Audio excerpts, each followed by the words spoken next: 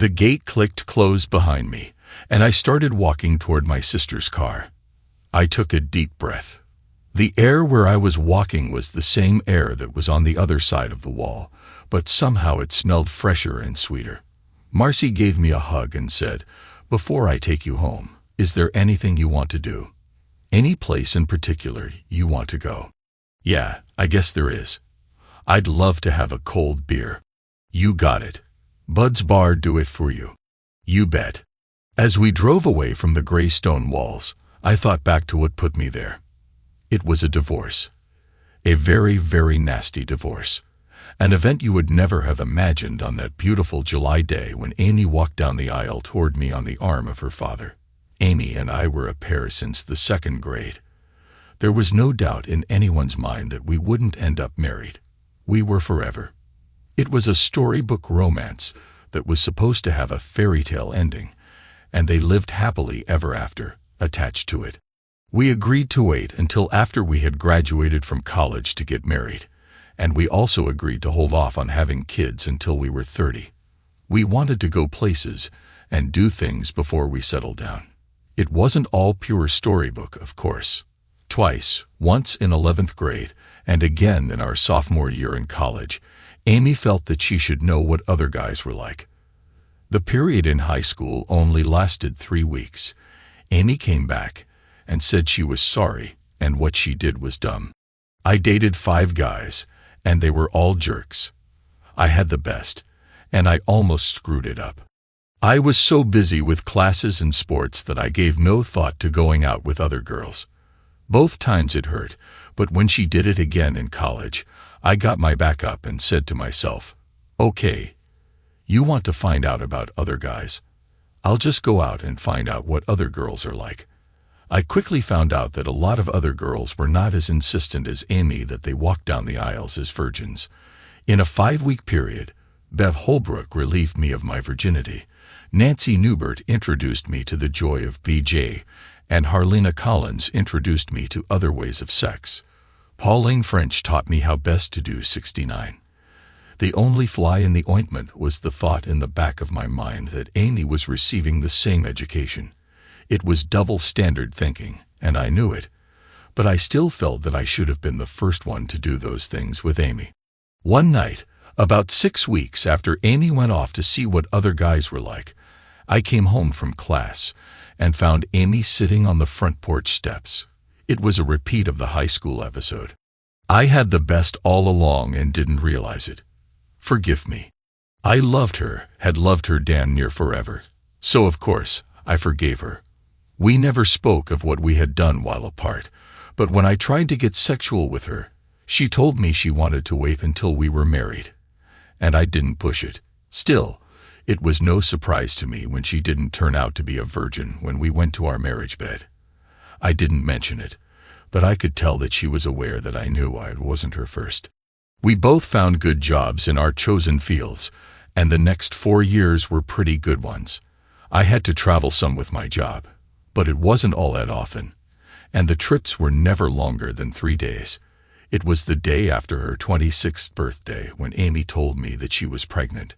I was surprised since we had agreed to wait until we were 30 to start our family. She told me that, according to her doctor, the drugs she took when she had the flu had negated her birth control pills. 9 months later, Brian Lewis joined us. Amy was only off work 6 weeks. The place she worked had a daycare center in the building, so she started back to work and took Brian with her. 9 months later, she said that now we had started the family, she wanted to have the next one, so the two would be close together and easier to raise. I didn't much care, so I said okay. And 6 weeks later, she told me I was going to be a daddy again. In her 8th month, she said that she thought 2 kids were enough, and would I mind if she had her tubes tied.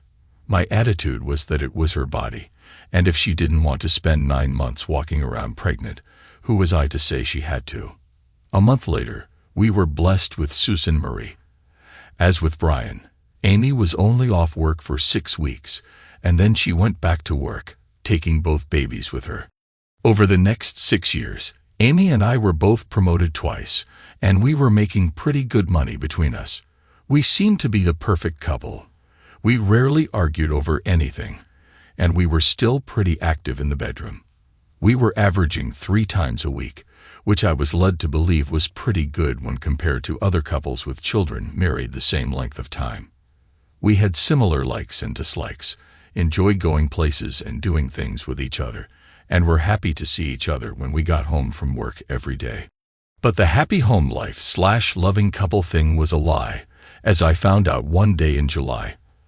I had flown to Denver to visit one of our suppliers and see if I could find out why they were having trouble making their delivery dates. It was scheduled as a 3-day trip, but when I got there, I found that the company had been seized earlier in the day by the IRS for non-payment of payroll taxes. It turned out that the company had been in financial trouble for some time. I turned around and headed back to the airport and caught the next flight home. It never occurred to me to call Amy and let her know I was coming home early, which was a good thing because if I had called, I might never have found out what I did. I got home at 5:20, and Amy wasn't home from work yet. I thought about starting dinner, but then decided to take Amy and the kids out for dinner. I was in the room that we had set up to be a home office when I heard the garage door opener start to run, and that told me that Amy was home. By the time I went through all the motions to save my work and then back out of the computer program I was in, Amy was coming into the house. I was just opening the office door when I heard Amy say, "Stop that," and a man's voice say, "You don't want me to stop it, and you know it. Matter of fact, I don't even want to wait until we can get to the bedroom. I think I want to do you over the back of your couch." Jesus, Hall, you have to be the horniest man I've ever known. Yes, sweetie, and you love it. Well, it is kind of nice. Over the back of the couch. Do I get to take my panties off, or are you just going to push them to the side? Take them off. I almost rubbed myself raw the last time when I just pushed them aside. We definitely don't want to hurt you. There was a break in the conversation, and then, oh yeah, oh God yes, that feels so good. And then there was the sound of flesh smacking flesh along with all the moans and sounds from Amy that I was so familiar with, sounds that had me dying inside. I took out my cell phone and set it for taking pictures, and then headed toward the living room. I knew who I was going to see when I walked in on them. Hall was Amy's supervisor at work, and I'd met him and his wife at Amy's company Christmas parties, picnics, and other company social events. Amy had no way of knowing that I was home. I had dropped my car off at the dealership for a factory recall on the brakes on my way to the airport, and it wouldn't be ready until the next day. So I had cabbed home from the airport. They were going to be very surprised when I walked in on them. I got 5 good pictures of them before they realized that I was in the room, and I got 3 more as they frantically pulled apart. I dropped my phone into my pocket and headed for Hall. He read what I planned to do on my face, and unfortunately, at least from my standpoint, I wasn't between him and the door. Fortunately, at least for him, he hadn't taken off his pants to screw Amy, and instead had just unzipped and started with her. Thus, he was able to turn and race for the door before I could get to him. I still might have gotten my hands on him, but as I went by Amy, she stuck out her foot and tripped me. By the time I regained my balance, Hall was out the door and gone. I turned and walked past Amy into the kitchen and got the phone book out of the cupboard where we kept it and paged through it until I came to Harold Bartram. I picked up the phone and was punching numbers into it when Amy walked into the room and asked, "What are you doing?" "Calling Janet Bartram so I can share the news with her." Amy hurried over and pulled the phone cord out of the wall socket as she said, "Don't do that. You will just cause problems. You don't think that we don't already have problems. I mean between Hall and Janet. It is okay for Hall to mess up my life, but I have to be careful not to mess up his. It isn't that. There is no need to hurt Janet. She is an innocent party here. I don't see it that way. She is married to a cheating jerk, and she needs to know it. If she accepts it, fine, but starting now, I intend to make his life a living hell. I'll start by telling Janet and offering to show her the pictures that she wants to see them. Then I'm going to get a lawyer and go after him at work. I'm sure your company has a policy and procedures manual, and I'll bet there's something in there about a supervisor having relations with a subordinate. Then I'm going to look for him, and when I catch him, I'm going to beat him half to death. You don't want to do any of that because it will cost you too much. How do you see that? You go to Janet, she kicks him out, and I'll kick you out and move him in here with me and our kids. You file a suit against our company, and I'll end up getting fired along with Hall. With no job, that just means I will screw you in the divorce and get huge alimony and child support. You find him and beat him up. You will go to jail for assault. You have to be kidding. Get on with our lives after what I've just discovered. Why not? Hall and I have been together for a long time, and it has never hurt us. We have a good life. I've been a great wife for you. We get along great, and I do love you. You can be with that jerk and then tell me you love me. Why not? It's true. All Hall is to me is sex. Damn good sex. But just sex. Nothing like adding insult to injury. I catch you cheating, and you tell me I'm no good in the bedroom. I didn't say that you were no good in the bedroom. Then why are you messing around with other men? I'm not messing around with other men. I've only been with Hall since we've been married. You know what I mean. Look, honey, you are a great guy. You are a great husband and father, and you are okay in the bedroom. But Hal gives me something that you can't. Marvelous, simply marvelous. I'm a great husband and father, but I'm only okay in the bedroom. That is just so good to know. I didn't mean for it to sound that way. There is nothing wrong with you in the bedroom. We have a great life. Not good enough, apparently. You are fine, baby. I swear you are just fine. But Hall offers me something I need that you just can't give me. Oh yeah. And what would that be? Size. Hall has 11 inches, and those 11 inches do things for me that you just can't do. It shouldn't matter, honey. We've had a perfect life right up until today. There's no reason we can't continue to have a good life. As long as I don't mind you playing with 11 inches from time to time. It hasn't hurt us, honey, and it's been going on for years. We will be okay, I promise. I just shook my head and said, "You are unreal, Amy. Just totally out of it if you think we can continue after what I saw." But I do have to admit to some curiosity. You say it has been going on for years. How many years? And how did it start? It started before I met Hall. It started when I was in college, and we split up because I wanted to see what other guys might be like. One of the first I hooked up with had 10 inches, and it drove me wild. Apparently, guys with big tools share information, and the guy with 10 inches told some other guys about the girl who went wild over his big tool. I went through 5 of them, and loved every bit of what I got from them before I decided that you were the one I needed to be with. That brings up 2 questions. First, why didn't you marry one of them if you were so hung up on big tools? Because they were all jerks. They all seemed to think that a big tool was all they needed, and the girl should be grateful that they allowed her the experience. I needed more than a stuffed feeling, and I loved you, so I walked away from them. The second question is, why, after you had given up your cherry to a big tool jerk and drilled several of them for almost 6 weeks, did you tell me we couldn't have relations until we got married? I loved you, and I knew I loved you. But I was down on men in general after my experience with the 5. I just didn't feel like doing it. It wasn't fair to you, but that was my thinking at the time. Things were fine until one of the company Christmas parties you couldn't make because you were on a business trip. To Seattle, I think it was. Anyway, I had a few more drinks than I should have, and I was feeling a little playful when Hall danced me under the mistletoe and kissed me. I felt his hard tool poking into my leg. Like I said, I was in a playful mood, so I did a Mae West impression and said, "Is that a roll of quarters in your pocket, or are you just glad to be with me?" Hall said, and remember that he had been drinking also, that it was a lot bigger than a roll of quarters. I laughed and said, "That's what all the guys say." He said, "They might say it, but he could prove it." I laughed again and told him to prove it. He did, and I spent the next 2 nights with him. We hit it hot and heavy until he met and married Janet. We still flirted with each other, but it wasn't until Janet got pregnant and started saying no to being intimate that we started up again, and then we just never quit. Again, honey, it hasn't hurt us a bit. I've got to run over to my sister's and pick up the kids. You even have your sister covering for you while you cheat on me. Don't be silly, Rob.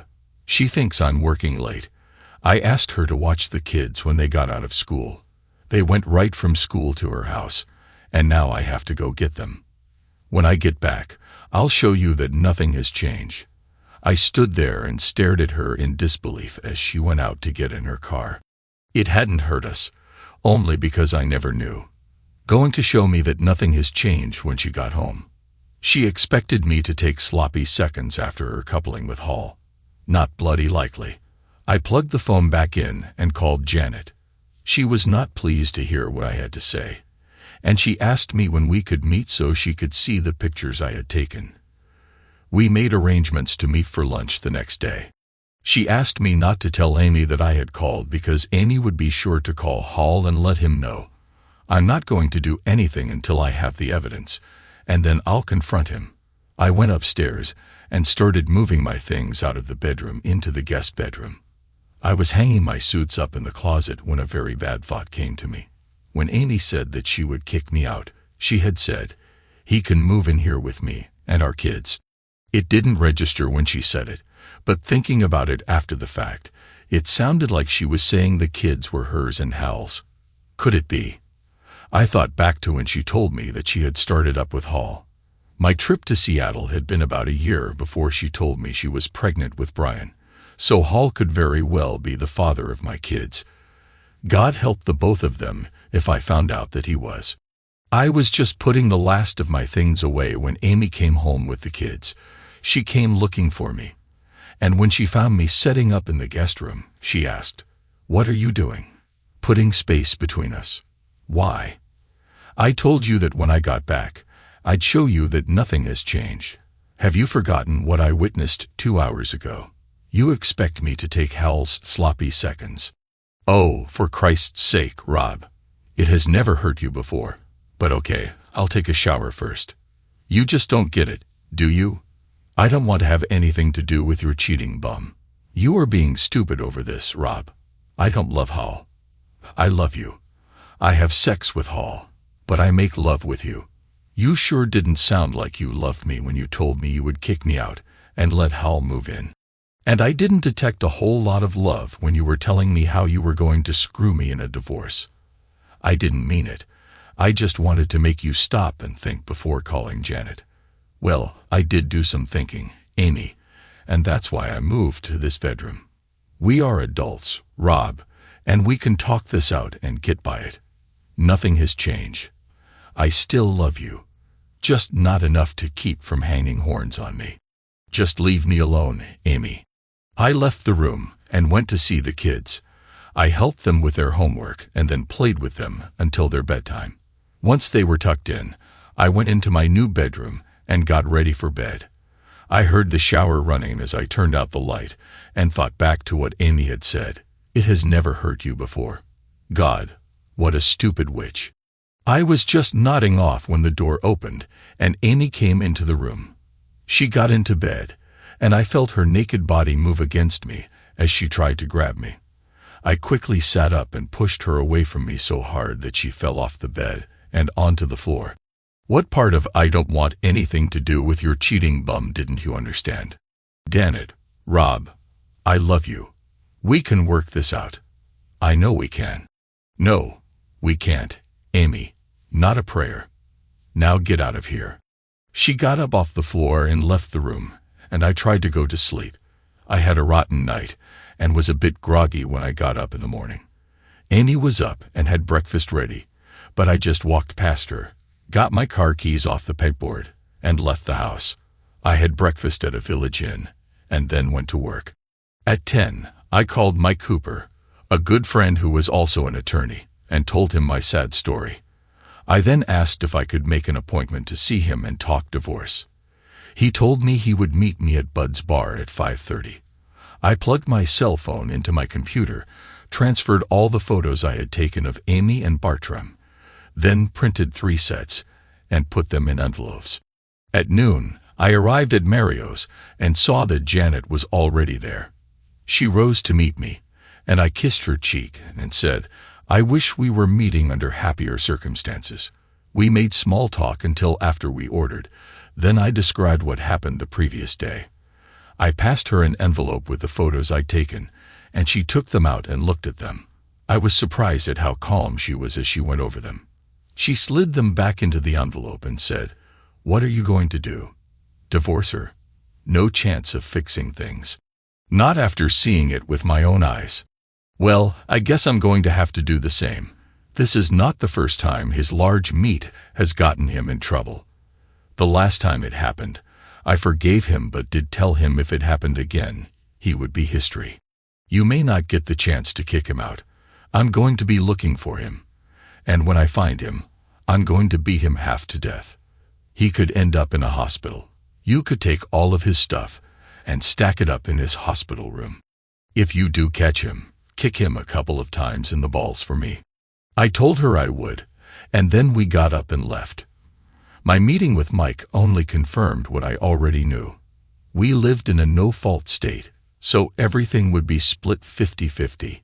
Amy would get the kids, and I would end up paying child support. But since our incomes were pretty much equal, I wouldn't have to pay alimony or separate maintenance, as it was called in our state. I told him I was concerned that the kids were not mine, and he told me to have a DNA test done. I gave him 2 sets of the photos and told him I wanted Bartram sued for alienation of affections, and the company where they both worked sued for not enforcing their CPMP, where it said that there could be no fraternization between supervisors and their subordinates. Are you sure you want to do that? It could cost Amy her job, and then you would more than likely end up paying separate maintenance. I don't care, Mike. Just do it. We discussed a few other things, and he cautioned me against moving out of the house and giving her possession.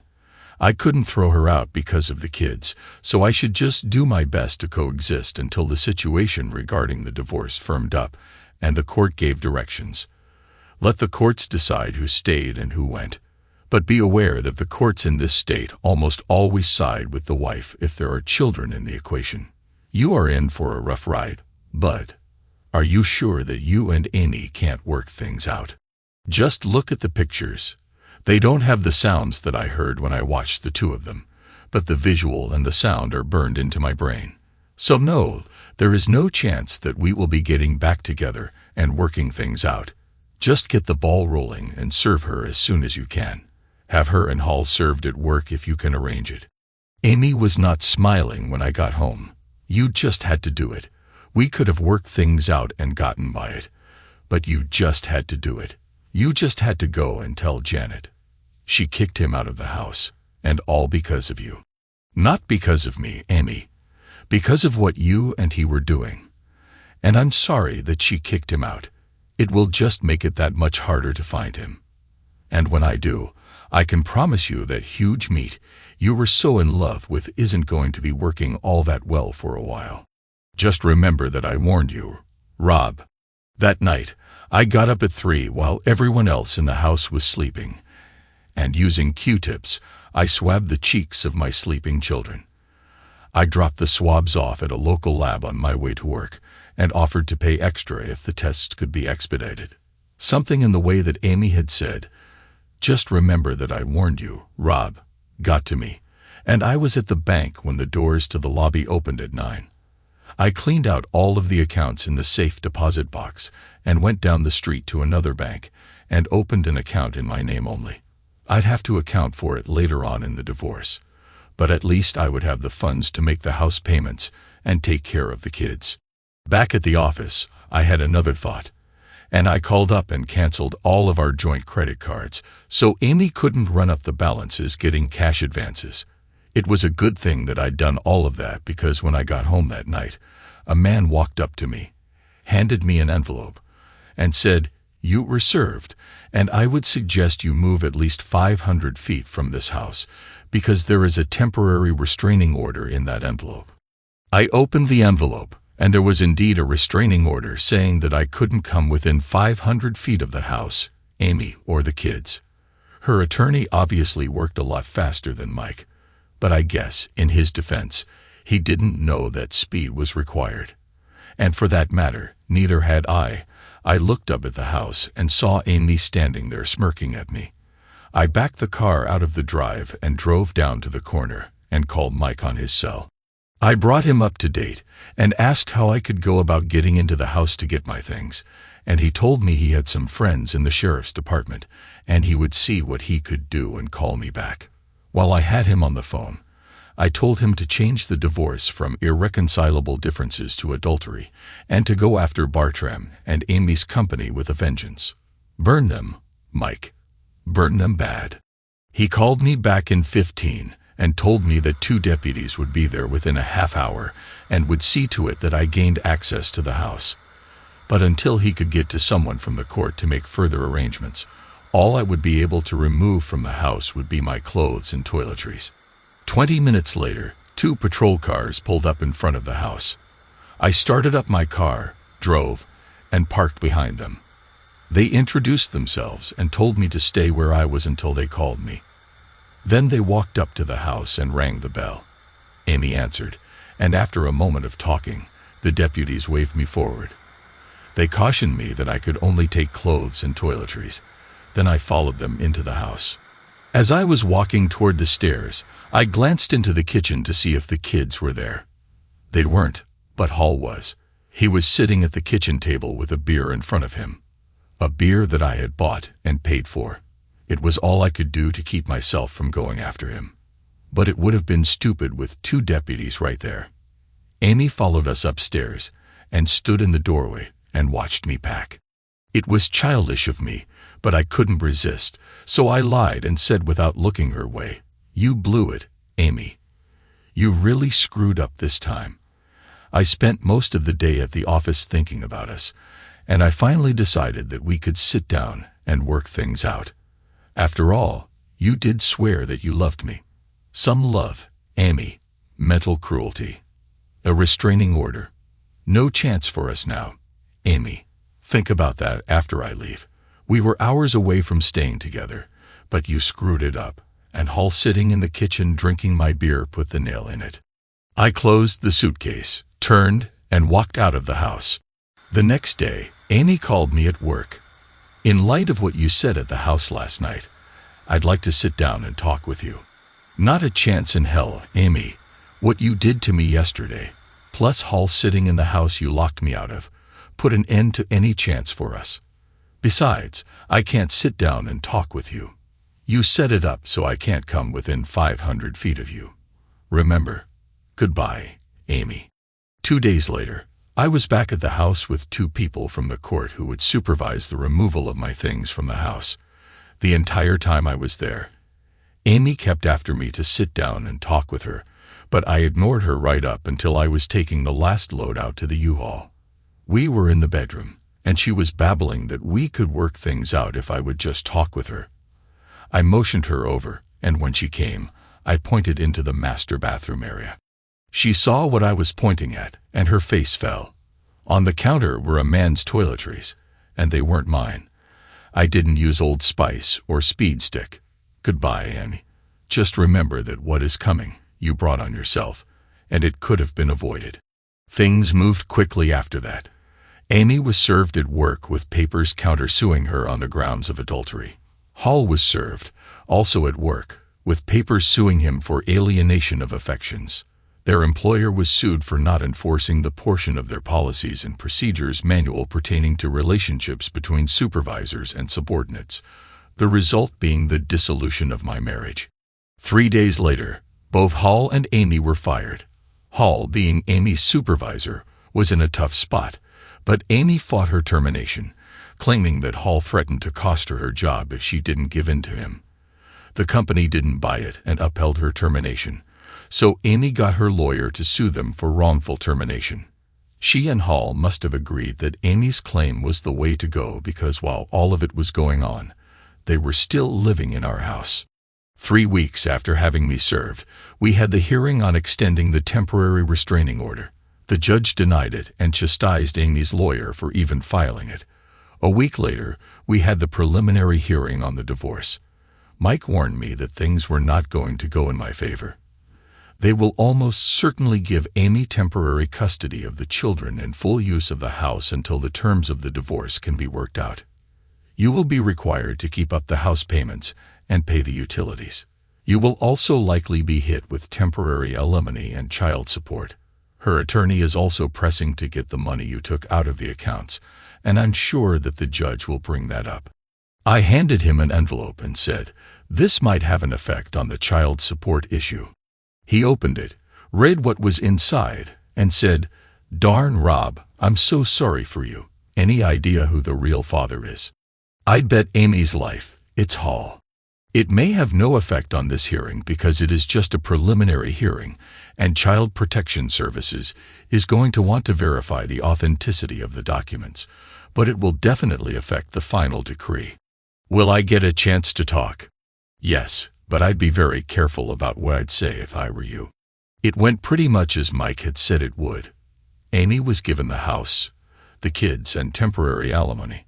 I was ordered to pay Amy half of what I'd removed from checking and savings, but some of the 5 certificates of deposit got overlooked, and I sure didn't mention them.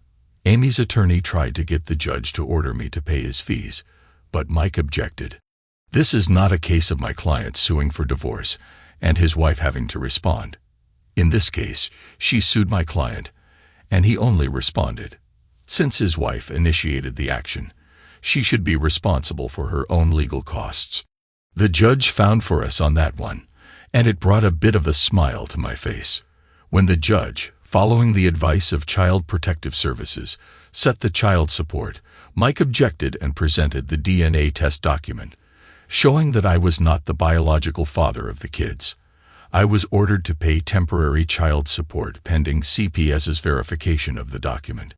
If the documents prove to be true, any support you will have paid will be deducted from your wife's share of the distribution.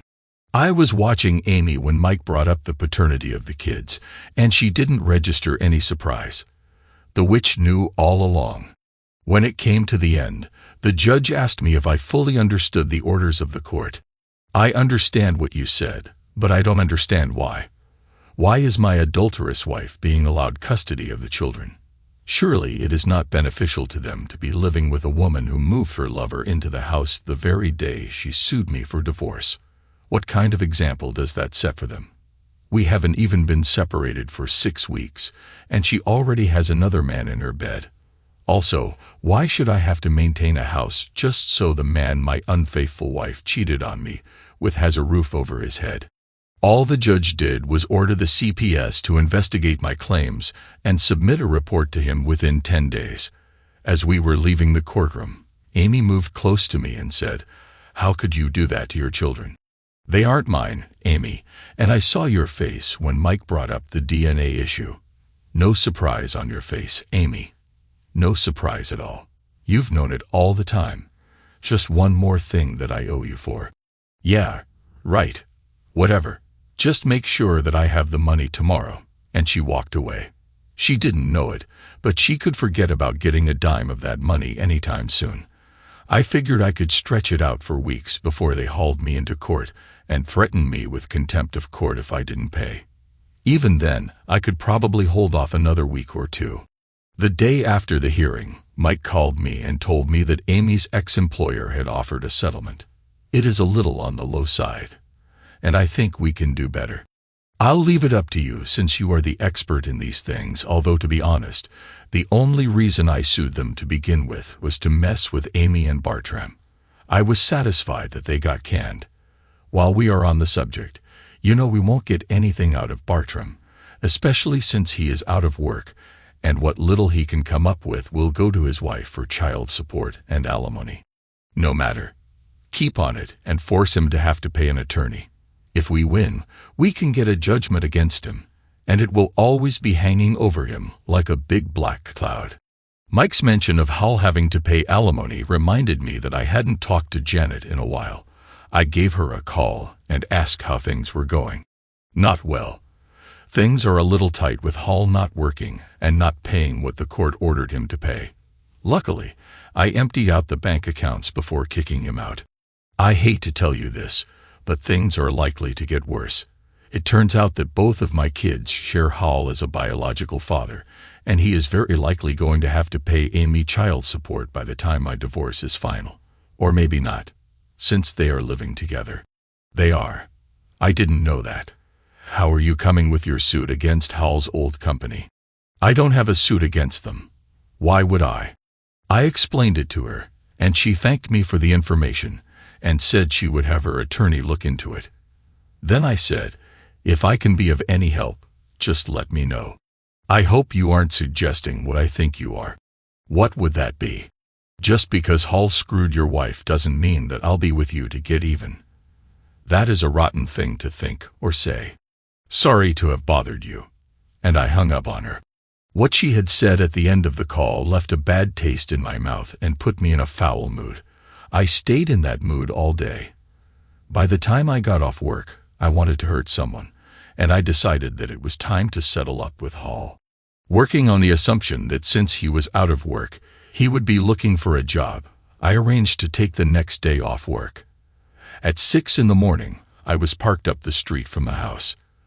The kids left for school at 7:20, and at 8, I saw Hall's Chevy Blazer back out of my garage and head off down the street.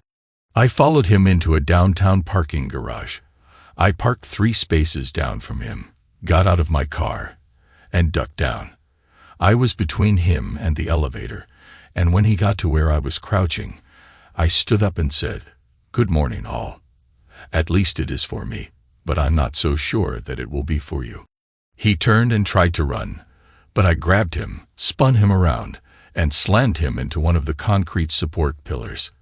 Then I proceeded to beat the living daylights out of him.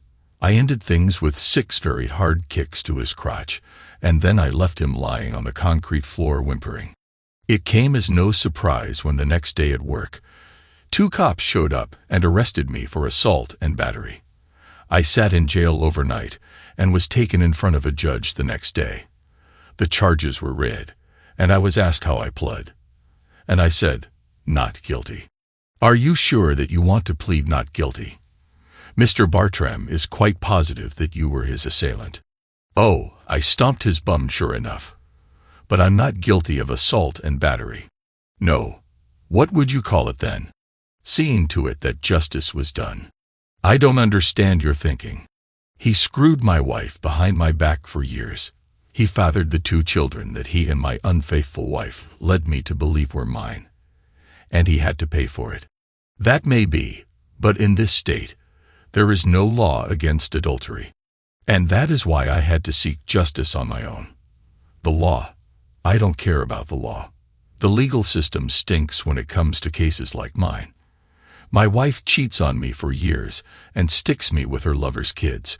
And what do the courts do? They reward her. She gets the home. And I'm ordered to pay for it and its upkeep. And while I'm doing it, she moves her lover in. And I end up paying for him to have a roof over his head. I have to pay her cheating bum alimony. And when the divorce becomes final, she will get half of everything. She cheats, and the courts reward her. And the wronged party, me, gets it broken off in him by the same legal system that you are touting. If the law won't do right by me, then I have to do it myself. You still broke the law, and by your own admission, you acknowledge that. No, I am not. I am admitting to seeking the justice that I am owed. I am perfectly willing to let a jury hear my story and decide. You may be willing, but I have no intention of allowing the court's resources to be wasted on trying the case.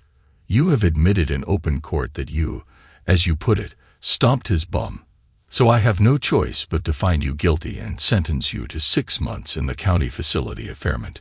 Thank you. I beg your pardon. You just helped me get some justice where my wife is concerned. For 6 months, she will receive no alimony or child support. The house payment won't be made by me, and since she was fired from her job, she has no money and won't be able to make a house payment. The house will go into foreclosure, and she and her lover will be kicked out onto the street. and that 6 months in jail means that I'll lose my job, so she won't be able to get any money from me when I get out. So yes, thank you. You would throw away the equity in your house. What equity? We took out a second mortgage to put in central air conditioning and a swimming pool.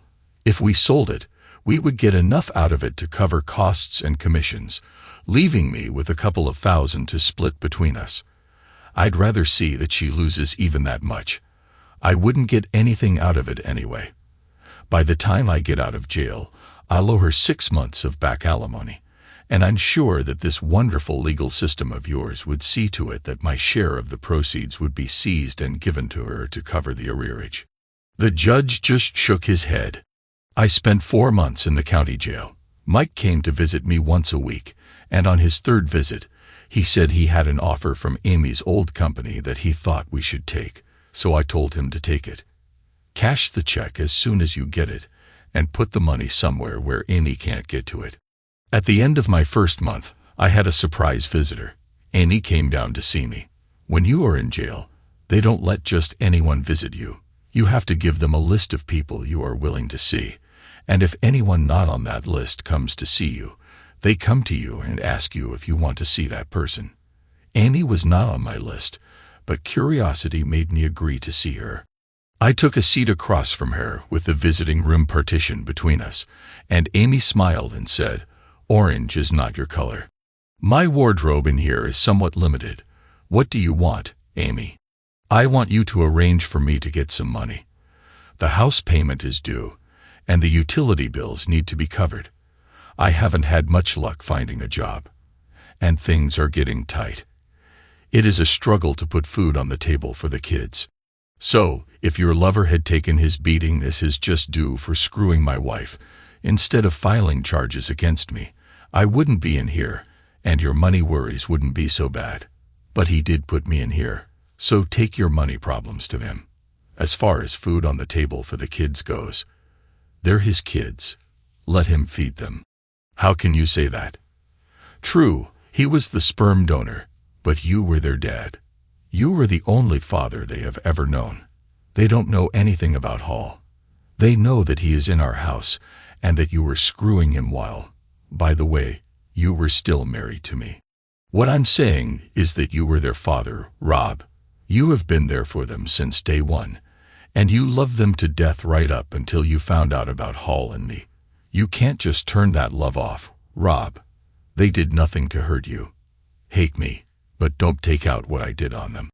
The problem, Amy, is that if I give you money for food, it won't be just the kids eating that food.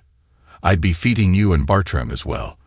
I've loved you too long to ever raise my hand against you and do what I did to Bartram, but it won't bother me at all to watch the both of you starve. You don't care that we will lose the house if you don't help. You mean the house you locked me out of. The house you screwed your lover in whenever you could. That house means nothing to me since you moved Bartram into it. You need to look harder for work, Amy, and you need to push Bartram to step up since he is now the head of your household. He is having trouble finding work, and what little he does come up with Janet manages to get. Well, at least he has that big tool that you are so in love with, so things aren't a total loss for you. That's a laugh, Rob. It hasn't worked all that well since you worked him over. Gee, Amy. I'm so sorry I messed up your life. What is it they always say? Life's a witch. I got up and walked away. My only other regular visitor was my sister, Megan. She came once a week, and on one of her visits, about 3 weeks after Amy's, she told me that Amy had called her and had asked her to intercede and try to get me to give her some money. She swears she will only use it for the kids. I think you ought to do it, Rob. I don't want to see the kids suffer, but my plan is to go for full custody when I get out, and my only hook is to be able to show that she can't take care of them properly and that she is setting a bad example for them by living in sin with Bartram. If she and their biological father can't even feed them, the courts will have to give me a look. The fact that I want them, even though Bartram is their sperm donor, should show how much I care for them. If I give her any help, it will defeat my purpose. Besides, I don't care what she says because I don't trust her. She stabbed me in the back with a smile on her face for over 6 years, so there is no way I'll ever believe a word she says. Are you going to get upset with me if I help them? I'm in jail, Megan. I can't stop you from doing anything you want to do. Megan did help them, but not with money. She bought the kids some clothes, and maybe once a week took some groceries over to them. From Megan, I found out that Amy had finally managed to find a decent-paying job, and I also found out from her that things were not going all that well in the household. It seems that since Bartram couldn't find a job worthy of him, he stopped looking altogether. There were jobs out there, but apparently they were beneath him or didn't pay enough to suit him. From visits with the kids, Megan found out that Bartram and Amy argued a lot about his sitting around the house on his bum all day. I got a huge smile out of that. In my 3rd month, I received another surprise visitor. Janet showed up on visiting day. Since she wasn't on my list of visitors, they asked me if I was willing to see her. As with Amy, curiosity got me to say yes. I remembered our last conversation and wondered why she wanted to see me. There was a touch of déjà vu when I sat down across from her and she said, "Orange is so not your color." I've been told that. What brings you here? Guilt. Guilt? What are you guilty of? Treating you shabbily. Oh, when was that? The last time we talked on the phone. I was in a rotten mood and down on men in general, but that was still no reason for me to say what I said to you, and I apologize for it. Well, I do admit that it ticked me off, but no real harm done. Also, I wanted to thank you for one small pleasure that you gave me. I gave you a small pleasure. You didn't know it, but you did. One of my sorority sisters from college is a nurse at our doctor's office, and Hall still goes to that doctor.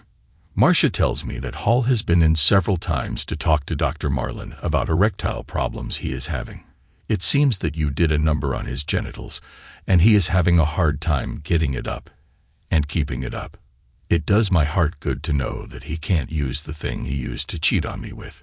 You might find some pleasure in knowing that your wife isn't getting any pleasure out of what she cheated on you for. It does. Oh yes, indeed it does. We talked a little more before she left, and she made me promise to call her when I got out. I spent 4 months in the county jail and was released early when overcrowding became a problem. I qualified because I had already served 2/3 of my sentence, and even though I was in for assault, which was a violent crime, I was not considered a danger to society. Mike was waiting for me to give me a ride when I was released. He drove me to a motel that had weekly rates, and I took a room until I could find an apartment. On the drive, he brought me up to date on things. Annie isn't fighting the divorce, but she is going to fight for custody of the kids, alimony, and she is even going to try for child support, even though I don't believe she has a chance in hell of getting it. Now that you are out, I'll petition for a hearing, and after that, it will just be a matter of time. Have you decided what you are going to do with the settlement check you got from Amy's employer? Just put it somewhere out of Amy's reach until the divorce is final. Now that you are out, you can expect to be dragged back into court over the funds you were ordered to pay Amy. No biggie. My excuse will be that I couldn't very well get the money for her while I was locked up. They will say that you could have made arrangements and let the witch know where I bank. No way. She would find a way to get it all. Given the way courts in this state bend over backward for women, that would probably help her. The woman stabbed me in the back and lied to me for years. No way would I trust her not to screw me if she could. The next morning, I swung by work and asked Frank if he had any openings, and he told me to get my bum to work and not bother him with stupid questions. That afternoon, I called Amy and told her that I wanted to see the kids, and she laughed at me. When I see some money, you can see the kids. I hung up on her and called Child Protection Services. I told them that I wanted to see the kids, and Amy refused to let me. I was informed that was her right. If she didn't want me seeing them, she could refuse. We checked out your documentation, and it was correct. You are not the paternal parent, and she is the maternal parent, so she is in control. Your visitation rights, if any, will have to be decided by the courts. So I'm not required to pay child support. That is also something to be decided by the court. You are currently under a court order to pay support, so you will need to go to court to get that order lifted. I guess that I can take it from your attitude that my chance of getting custody of them is unlikely. I am not at liberty to discuss what our recommendations to the court might be. I thanked her for her time and hung up. I called Amy back and told her I would be over to see the kids at 7 and I'd have money with me. I'm not leaving you alone with them. I'll be there during your entire visit. I hit the bank, got $500, and put it in an envelope. I rang the doorbell at exactly 7, and Amy opened the door. I handed her the envelope, and she opened it, saw the cash, and stepped aside to let me come in. I almost lost it when I walked into the living room and saw Bartram sitting there. I don't know what my face showed, but whatever it was, he took one look and hurriedly left the room. Brian and Susan were sitting on the couch looking at me. I hadn't seen them in over 4 months, and I had expected that they would get up and come running to me, yelling, "Daddy, Daddy." But they just sat there. And then Susan said the words that eventually put me in prison. "Why did you hurt our father? I thought I was your father. Mommy told us that you aren't, and that Daddy Hall is our father." I looked at Amy and saw her smirking at me. I turned away from the kids and headed for the door. Amy laughed and said, "Hurry back."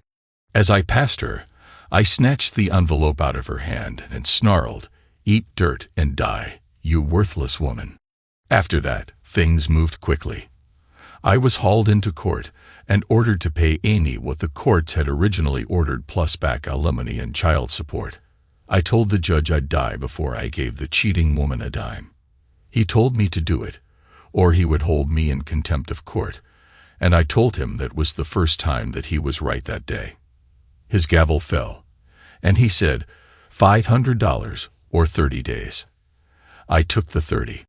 On the 29th day, I was taken back in front of the judge, and he asked me if I had reconsidered my position. And I said, "Somewhat. Would you care to explain that?" I refuse to pay child support and back child support on kids that even the court knows aren't mine, and CPS can back me up on the fact that I'm not the children's father.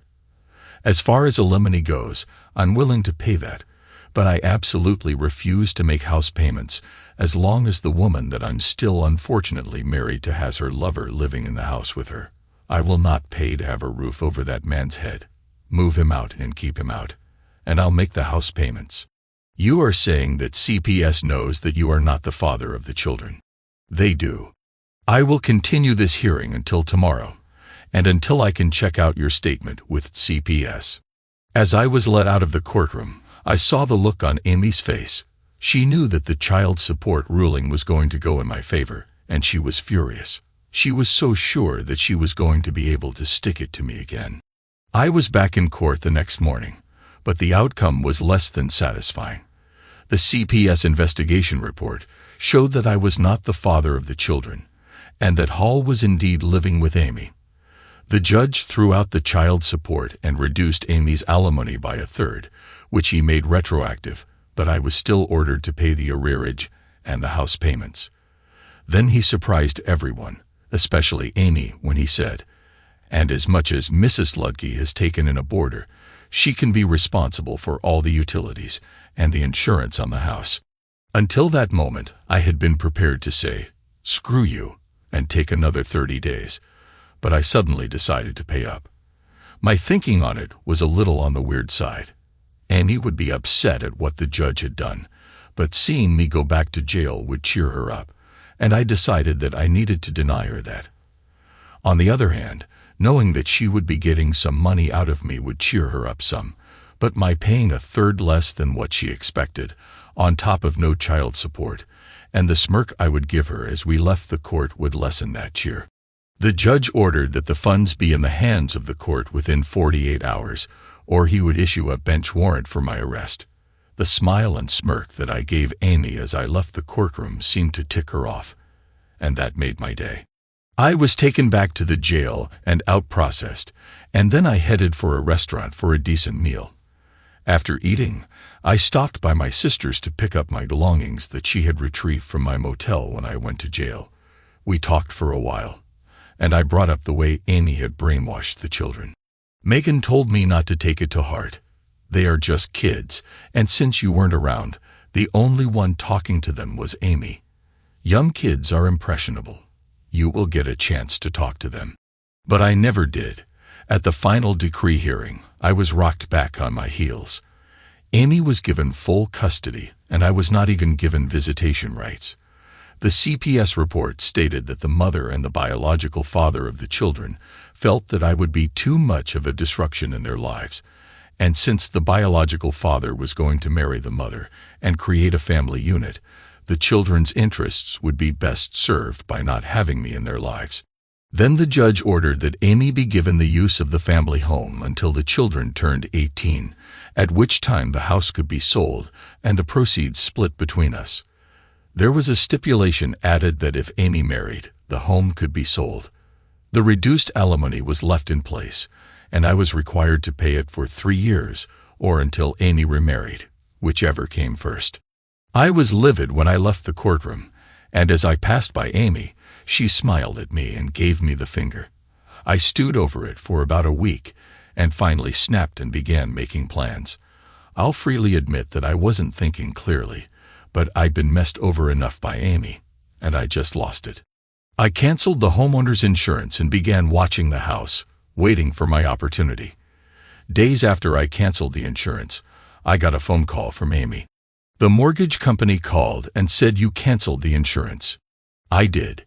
You have hosed me so badly that I am trying to find ways to cut my expenses. I can get a better rate on the same coverage from Allstate.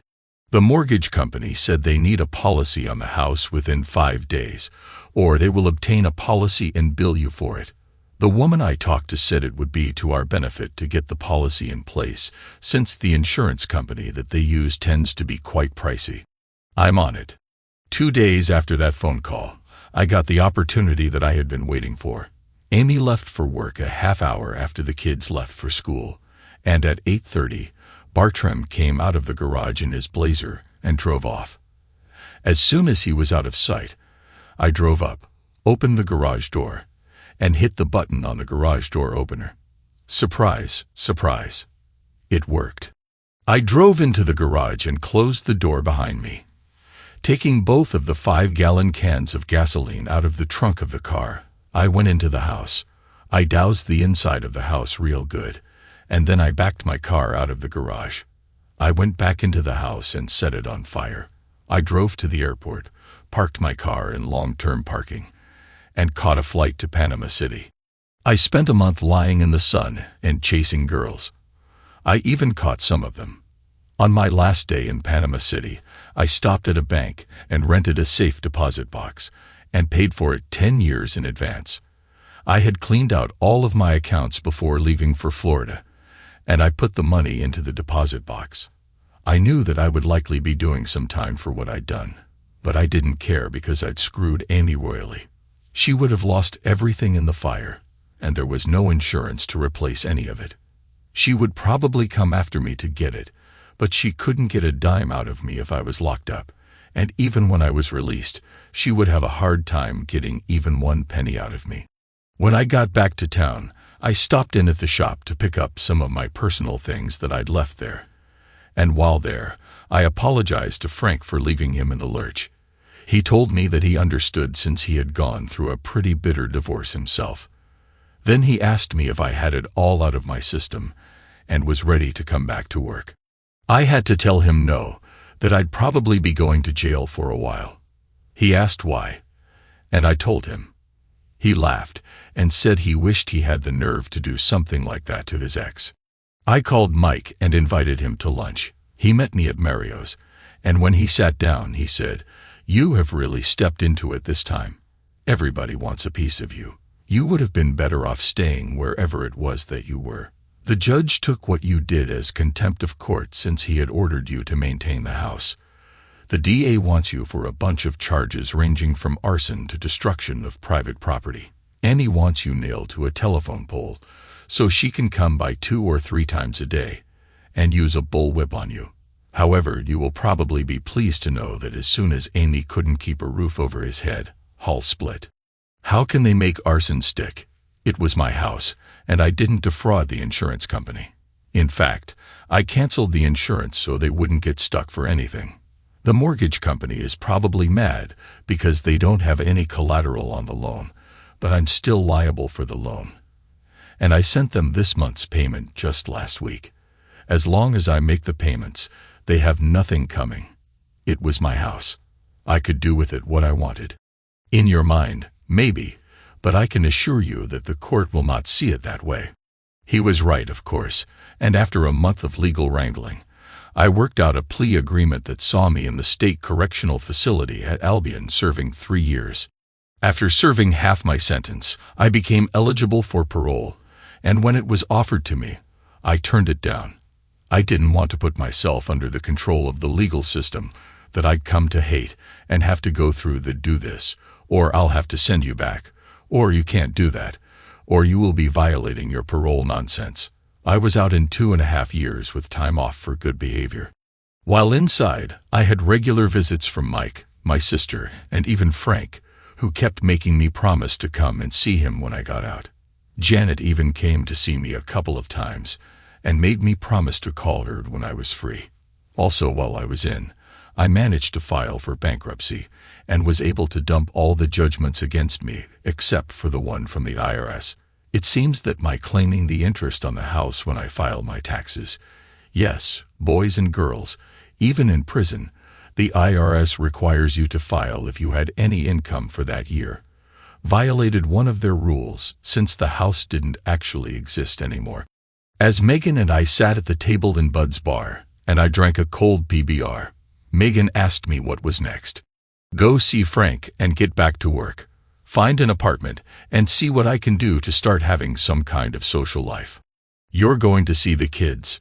Probably not. Amy did a pretty good job of brainwashing them, and seeing them would involve seeing Amy. My automatic reflex would be to wrap my fingers around her throat and squeeze.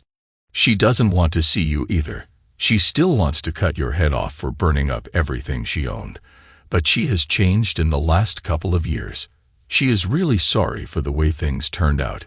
She really thought she could have her cake and eat it too. She swears she loved you and that it was only sex, and you were never supposed to find out about him. Anyway, she has indicated that she wouldn't be against your having a relationship with Brian and Susan. Well, isn't that big of her? Especially after telling them that I wasn't really their father. Give her some slack, Rob. What she was doing is what you were doing. You were both acting out of spite, and the kids were caught in the middle. They have spent several weekends with me, and I can tell you that they miss you.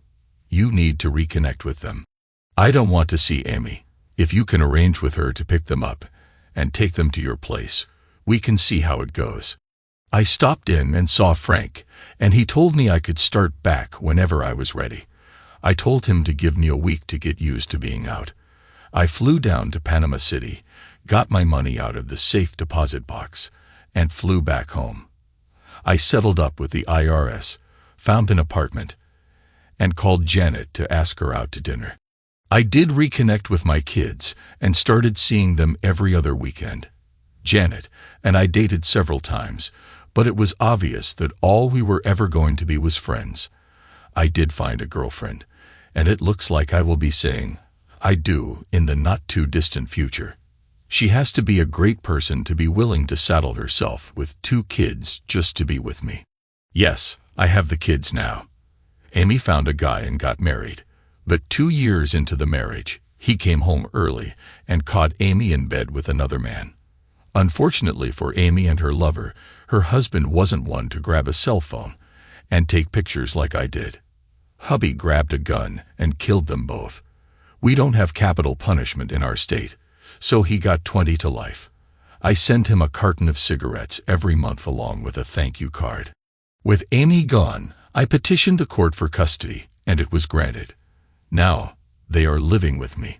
I guess what they say is true. All is well that ends well, at least for some of us. Thanks to everyone who took the time to listen to today's stories. If you enjoyed it, Please consider liking and subscribing if you haven't already. Feel free to share your thoughts on the events in the comments below. Take care.